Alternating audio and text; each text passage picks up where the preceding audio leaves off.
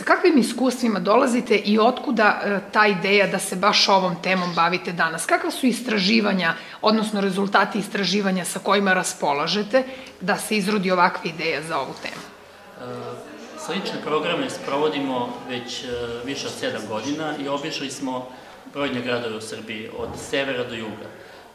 Imamo partnerstva sa više od 11 gradova i sproveli smo istraživanje u 37 obrazovnih ustanova.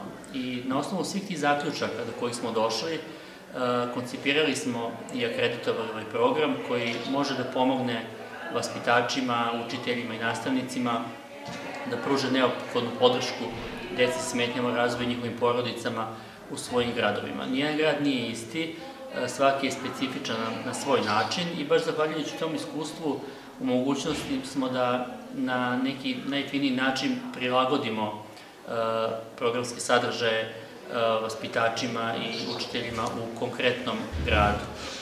Smatramo da su vaspitno-obrazovne ustanove u stvari u centru zbivanja. Sada smo u vrtiću.